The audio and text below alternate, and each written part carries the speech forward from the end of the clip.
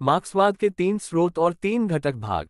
ये लेख 1913 में प्रोस्वेश्चिन्य नंबर 3 में प्रकाशित हुआ था, जो मार्क्स की मृत्यु की 30वीं वर्षगांठ को समर्पित था। प्रोस्वेश्चिन्य प्रबोधन एक बोल्शेविक सामाजिक, राजनीतिक और साहित्यिक मासिक थी जो दिसंबर 1911 से सेंट पीटर्सबर्ग में कानूनी रूप से प्रकाशित हुई थी। इसका उद्घाटन लेनिन द्वारा बोल्शेविक पत्रिका माइस्ल थॉट के स्थान पर प्रस्तावित किया गया था, जो कि जारशाही सरकार द्वारा प्रतिबंधित मास्को प्रकाशन था। लेनिन ने विदेश से पत्रिका के काम का निर्देशन किया और इसके लिए निम्नलिखित लेख लिखे: चुनाव अभियान की मौलिक समस्याएं, चुनाव के परिणाम, राष्ट्रीय प्रश्न पर आलोचनात्मक टिप्पणियां, राष्ट्रों का आत्म अधिकार, दृढ़ संकल्प और अन्य।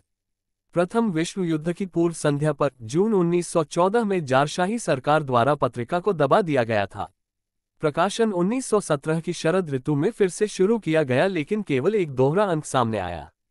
इस संख्या में लेनिन के 2 लेख थे: क्या बोल्शेविक राज्य की सत्ता बरकरार रख सकते हैं, और पार्टी कार्यक्रम की समीक्षा। पूरी सभ्य दुनिया में मार्क्स की शिक्षाएं सभी बुर्जुआ विज्ञान, आधिकारिक और उदारवादी दोनों के प्रति अत्यंत शत्रुता और घृणा पैदा करती हैं, जो मार्क्सवाद को एक प्रकार का हानिकारक संप्रदाय मानता है और किसी अन्य दृष्टिकोण की अपेक्षा नहीं की जानी चाहिए, क्योंकि वर्ग संघर्ष पर आधारित समाज में कोई निष्पक्ष सामाजिक विज्ञान नहीं हो सकता है। एक या दूसरे तरीके से सभी आधिकारिक और उदार विज्ञान मजदूरी दास्ता का बचाव करते हैं, जबकि मार्क्सवाद ने उस दास्ता पर निरंतर युद्ध की घोषणा की है।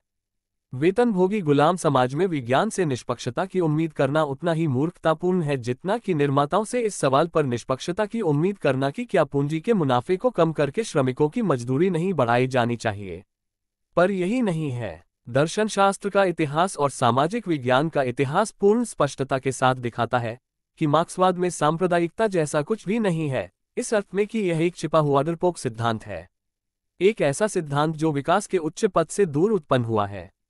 विश्व सभ्यता इसके विपरीत, मार्क्स की प्रतिभा वास्तव में मानव जाति के अग्रणी दिमागों द्वारा पहले से ही उठाए गए सवालों के जवाब देने में निहित है। उनका सिद्धांत दर्शनशास्त्र, राजनीतिक अर्थव्यवस्था और समाजवाद के महानतम प्रतिनिधियों की शिक्षाओं की प्रत्यक्ष और तत्काल निरंतरता के रूप में उभरा।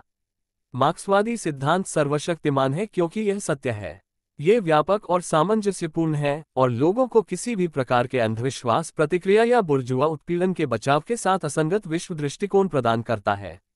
यह 19वीं शताब्दी में मनुष्य द्वारा उत्पादित सर्वश्रेष्ठ का वैध उत्तराधिकारी है, जैसा कि जर्मन दर्शन, अंग्रेजी राजनीतिक अर्थव्यवस्था और फ्रांसीसी समाजवाद द्वारा दर्शाया गया है।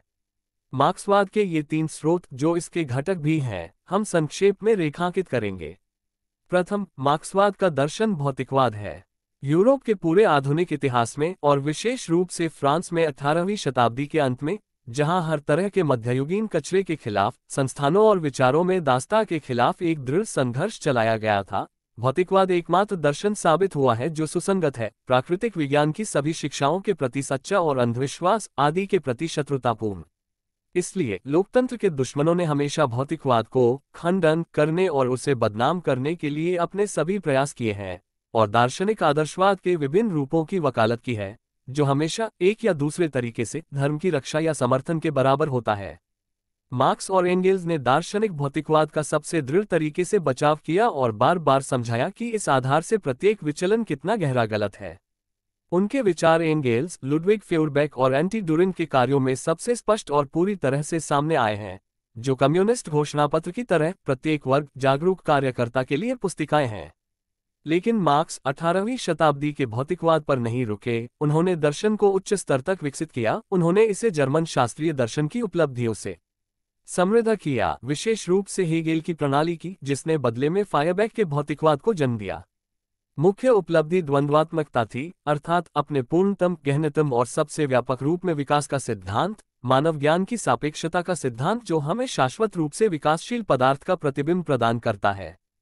प्राकृतिक विज्ञान की नवीनतम खोजें, रेडियम, इलेक्ट्रॉन, तत्वों का रूपांतरण, बुर्जुआ दार्शनिकों की शिक्षाओं के बावजूद पुराने और पतनशील आदर्शवाद के नए प्रत्यावर्तन के बावजूद मार्क्स के द्वंद्वात्मक भौतिकवाद की एक उल्लेखनीय पुष्टि है। मार्क्स ने दार्शनिक भौतिकवाद को पूर्ण रूप से गहरा और विकसित किया और मानव समाज की अनुभूति को शामिल करने के लिए प्रकृति की अनुभूति का विस्तार किया। उनका ऐतिहासिक भौतिकवाद वैज्ञानिक चिंतन की एक महान उपलब्धि थी। इतिहास और राजनीति पर विचारों में पहले जो अराजकता और मनमानी हावी थी, उसकी जगह एक आश्चर्यजनक रूप से अभिन्न और सामंजस्यपूर्ण वैज्ञानिक सिद्धांत ने ले ली है, जो दिखाता है कि उत्पादक शक्तियों के विकास के परिणामस्वरूप सामाजिक जीवन की एक प्रणाली से दूसरी और उच्चतर प्रणाली कैसे विकसित होती है। उदाहरण के लिए पूंजीवाद कैसे सामंतवाद से विकसित होता है। जिस प्रकार मनुष्य का ज्ञान प्रकृति अर्थात विकासशील पदार्थ को प्रतिबिंबित करता है जो उससे स्वतंत्र रूप से अस्तित्व में है, उसी प्रकार मनुष्य का सामाजिक ज्ञान अर्थात उसके विभिन्न विचार और सिद्धांत दार्शनिक, धार्मिक, राजनीतिक और आगे समाज की आर्थिक व्यवस्था को दर्शाता है। राजनीतिक संस्थाएं आर्थिक बुनियाद पर एक अधिरचना है। उदाहरण के लिए हम देखते हैं कि आधुनिक यूरोपीय राज्यों के विभिन्न राजनीतिक रूप सर्वहारा वर्ग पर पूंजीपति वर्ग के प्रभुत्व को मजबूत करने का काम करते हैं। मार्क्स का दर्शन एक संपूर्ण दार्शनिक भौतिकवाद है जिसने मानव जाति और विशेष रूप से श्रमिक वर्ग को ज्ञान के शक्तिशाली उपकरण प्रदान किए हैं। द्वितीय, ये पहचानने के बाद कि आर्थिक व्यवस्था ही वह नींव है जिस पर राजनीतिक अधिरचना खड़ी की जाती है, मार्क्स ने अपना सबसे बड़ा ध्यान इस आर्थिक व्यवस्था के अध्ययन पर लगाया। मार्क्स का प्रमुख कार्य कैपिटल आधुनिक यानी पूंजीवादी समाज की आर्थिक व्यवस्था के अध्ययन के लिए समर्पित है। मार्क्स से पहले शास्त्रीय राजनीतिक अर्थव्यवस्था पूंजीवादी देशों में सबसे विकसित इंग्लैंड में विकसित हुई थी। एडम स्मिथ और डेविड रिकार्डो ने आर्थिक प्रणाली की अपनी जांच से मूल्य के श्रम सिद्धांत की नींव रखी। मार्क्स ने अपना काम जारी रखा, उन्होंने सिद्धांत का प्रमाण प्रदान किया और इसे लगातार विकसित किया। उन्होंने दिखाया कि प्रत्येक वस्तु का मूल्य उसके उत्पादन पर खर्च किए गए सामाजिक रूप से आवश्यक श्रम समय की मात्रा से निर्धारित होता है। जहां बुर्जुआ अर्थशास्त्रियों ने चीजों के बीच संबंध, एक वस्तु का दूसरे के लिए विनिमय देखा, वहीं मार्क्स ने लोगों के बीच संबंध का खुलासा किया। वस्तुओं का आदान प्रदान बाजार के माध्यम से व्यक्तिगत उत्पादकों के बीच संबंध को व्यक्त करता है। पैसा दर्शाता है कि संबंध घनिष्ठ और घनिष्ठ होता जा रहा है, जो व्यक्तिगत उत्पादकों के संपूर्ण आर्थिक जीवन को एक पूरे में अविभाज्य रूप से एकजुट कर रहा है। पूंजी इस संबंध के और अधिक विकास का प्रतीक है। मनुष्य की श्रमशक्ति एक वस्तु बन जाती है। दिहाड़ी मजदूर अपनी श्रम शक्ति भूमि, कारखानों और श्रम के उपकरणों के मालिक को बेचता है। श्रमिक दिन का एक हिस्सा अपने और अपने परिवार के भरण पोषण की लागत मजदूरी को कवर करने में खर्च करता है, जबकि दिन का दूसरा हिस्सा वह बिना पारिश्रमिक के काम करता है। पूंजीवादी अधिशेष मूल्य लाभ पूंजीपति वर्ग की संपत्ति का स्रोत बनाता है। अधिशेष मूल्य का सिद्धांत मार्क्स के आर्थिक सिद्धांत की आधारशिला है। मजदूर के श्रम से बनी पूंजी मजदूर को कुचल देती है, छोटे मालिकों को बर्बाद कर देती है और बेरोजगारों की फौज तैयार कर देती है। उद्योग में बड़े पैमाने पर उत्पादन की जीत तुरंत स्पष्ट होती है, लेकिन यही घटना कृषि में भी देखी जा सकती है, जहां बड़े पैमाने पर पूंजीवादी कृषि की श्रेष्ठता बढ़ जाती है, मशीनरी का उपयोग बढ़ जाता है और किसान अर्थव्यवस्था फंस जाती है। धन पूंजी अपनी पिछड़ी तकनीक के बोझ से दबकर नष्ट हो जाती है। छोटे पैमाने के उत्पादन में गिरावट कृषि में अलग अलग रूप धारण करती है, लेकिन गिरावट अपने आप में एक निर्विवाद तथ्य है। छोटे पैमाने के उत्पादन को नष्ट करके पूंजी श्रम की उत्पादकता में वृद्धि करती है और बड़े पूंजीपतियों के संघों के लिए एकाधिकार की स्थिति का निर्माण करती है। उत्पादन स्वयं अधिक से अधिक सामाजिक हो जाता है। सैकड़ों, हजारों और लाखों श्रमिक एक नियमित आर्थिक जीव में एक साथ बंध जाते हैं, लेकिन इस सामूहिक श्रम का उत्पाद मुट्ठी भर पूंजीपतियों द्वारा हड़प लिया जाता है। उत्पादन की अराजकता, संकट, बाजारों के पीछे उग्र पीछा और जनसंख्या के बड़े पैमाने पर अस्तित्व की असुरक्षा तीव्र हो गई है।